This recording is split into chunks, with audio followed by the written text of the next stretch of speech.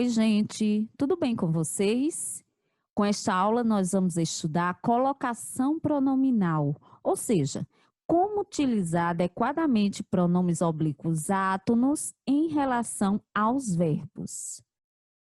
Primeiramente, precisamos lembrar que os pronomes pessoais do caso oblíquo são aqueles que se referem às pessoas do discurso, tendo função de complemento do verbo, não de sujeito.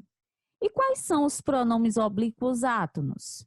Mi, nos, ti, vos, o ou os, a, as, si, li, lhes.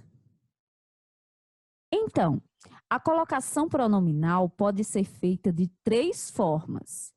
Ocorre a próclise, quando o pronome vem antes do verbo. A mesóclise, quando ele vem no meio do verbo. E a ênclise, quando o pronome vem depois do verbo. Vamos começar com um exemplo de próclise. Observem esta manchete que diz: não posso te dizer o que vai acontecer, diz Trump sobre as eleições.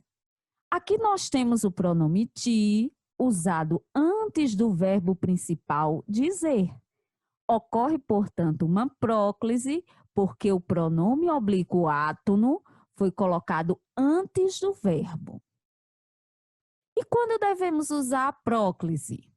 O pronome é colocado antes do verbo sempre que há palavras que o atraem. Agora nós vamos conhecer algumas delas. Palavras que expressam negação, tais como não, ninguém, nunca, puxam o pronome para antes do verbo. Vejamos esta manchete.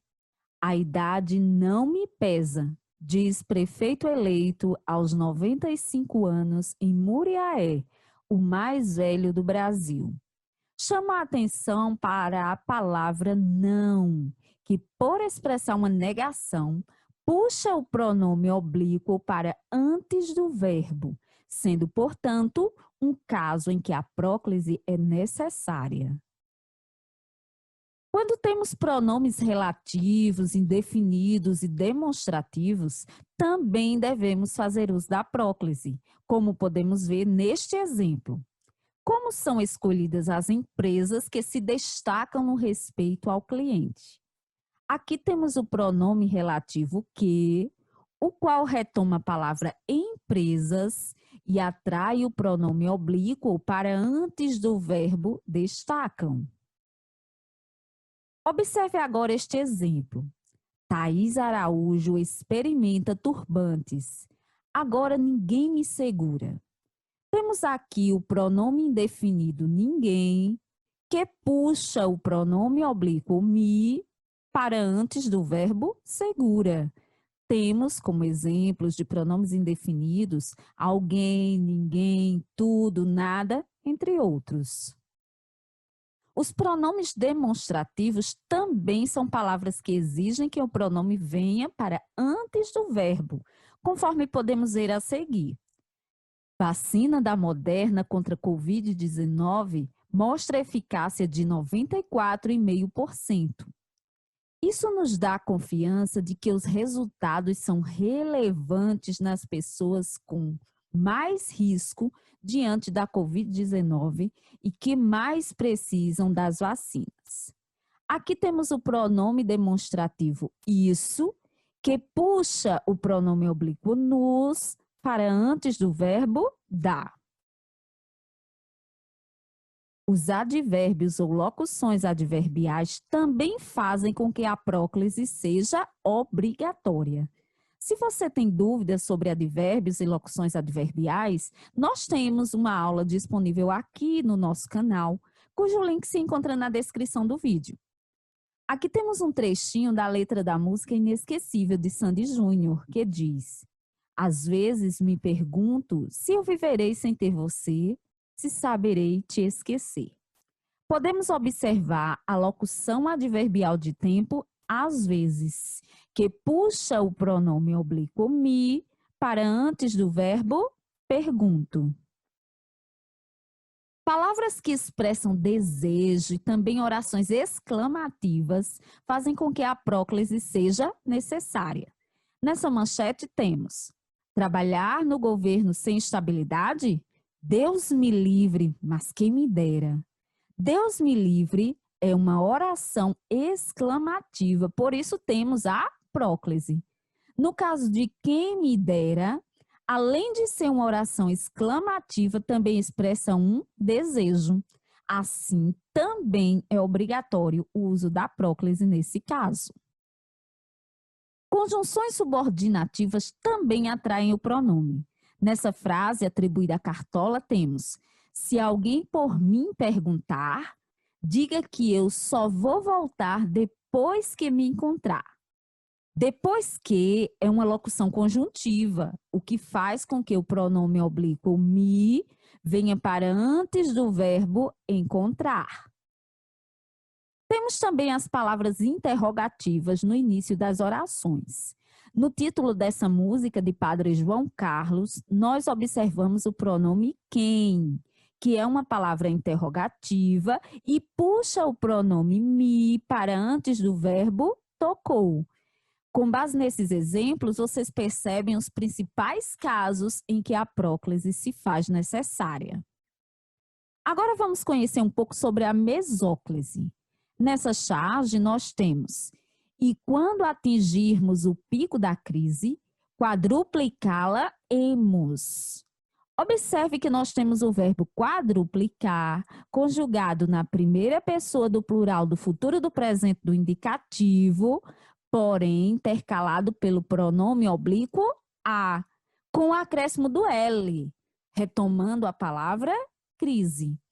Assim é que é feita a mesóclise. O pronome é colocado onde? No meio do verbo. Quando usar a mesóclise? O pronome é colocado no meio do verbo quando ocorre o futuro do presente ou o futuro do pretérito. Vejamos este texto. Dar-te-ei minha poesia como um gesto de amor. Tu que preenches minha alma escura e fria com tua voz e teu calor. Temos aqui dar-te-ei, um verbo no futuro do presente intercalado pelo pronome oblíquo ti, que corresponde a darei a ti. O fato do verbo estar no futuro do presente faz com que a mesóclise seja necessária. Vale salientar que palavras ou expressões desse tipo nós não costumamos usar no nosso cotidiano. Se por acaso tivéssemos uma palavra que atraísse o pronome para antes do verbo, a próclise predominaria. Por exemplo, não te darei. O não vai pedir a próclise, que irá se sobrepor à mesóclise, ok? Vejamos agora uma mesóclise com um verbo no futuro do pretérito. Aqui temos uma frase atribuída a Jânio Quadros que diz: bebo porque é líquido. Se fosse sólido, comê-lo-ia. Observe que o verbo comer foi conjugado no futuro do pretérito e no meio dele nós temos o pronome oblíquo o, ao qual foi acrescentado L para retomar a palavra sólido. Se tivéssemos uma palavra que atraísse a próclise, poderíamos fazer da seguinte forma: não o comeria. Observe que o U é o pronome e comeria é o verbo no futuro do pretérito. Esses são os dois casos em que devemos utilizar a mesóclise. A ênclise é quando colocamos o pronome depois do verbo, separado por um hífen, como podemos ver na charge. Leve-me ao seu líder. Eu conto ou você conta? Observem que em leve-me, nós temos o verbo e o pronome vem depois dele, separado por um hífen. É assim que a ênclise é feita, ok? E quando usar a ênclise? O pronome ele é colocado após o verbo quando a oração contém palavras que justificam esse tipo de colocação pronominal. Vamos agora entender essas justificativas? Quando nós temos uma oração com verbo no imperativo afirmativo, devemos utilizar a ênclise. Na capa de livro reproduzida aqui, nós podemos observar um exemplo deste caso no título, que diz: por favor, dê-me um abraço. Temos dê-me, em que o pronome oblíquo me foi acrescentado depois do verbo, já que dê encontra-se conjugado no imperativo afirmativo. Se por acaso o verbo estivesse no imperativo negativo, teríamos que usar a próclise, devido à palavra não. Então ficaria: por favor, não me dê um abraço. Um segundo caso de uso da ênclise é quando nós temos uma oração com verbo no gerúndio. Aqui eu trago um trechinho da notícia. Biden anuncia força-tarefa contra a Covid-19 diante de aumento de casos nos Estados Unidos. No trecho, observamos em destaque o verbo no gerúndio voltando, acrescentado do pronome oblíquo se. Devido a este verbo estar no gerúndio, a ênclise se faz obrigatória. No entanto, existe uma exceção. Quando nós temos uma oração com verbo no gerúndio precedido da preposição em, neste caso, nós não devemos utilizar a ênclise, e sim a próclise, conforme podemos ver nessa manchete. Em se tratando de votação, tudo pode mudar na reta final. Percebam que, devido à preposição em antes do verbo no gerúndio, devemos utilizar a próclise, não a ênclise. Quando nós temos um verbo no início do período, é necessário que utilizemos a ênclise, conforme podemos ver no título deste livro. Faça-me um favor, viva o seu milagre. Aqui temos o verbo fazer, iniciando o título, e além disso, ele encontra-se no imperativo afirmativo. Dois fatores que justificam o uso da ênclise. Por isso, o pronome foi colocado depois do verbo. Agora eu trago para vocês o Soneto do Amor Total, de Vinícius de Moraes. Amo-te tanto, meu amor, não cante, o humano coração com mais verdade.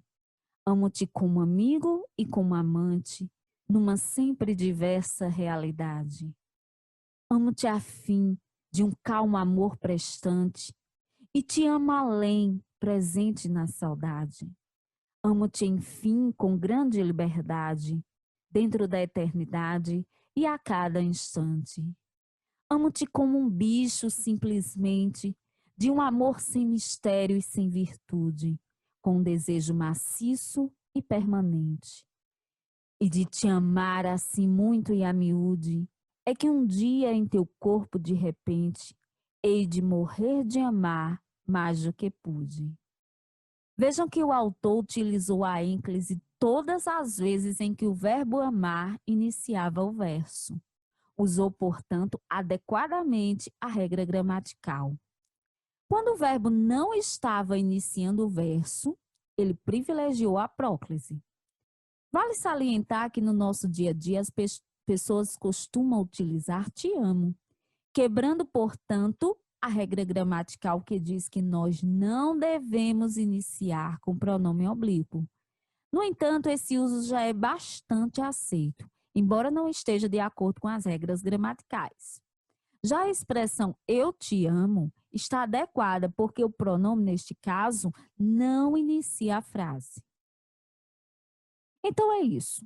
Espero que tenham compreendido como fazer a colocação adequada dos pronomes oblíquos átonos, através dos exemplos aqui apresentados. Obrigada por assistir. Tchau, tchau e até a próxima, se Deus quiser.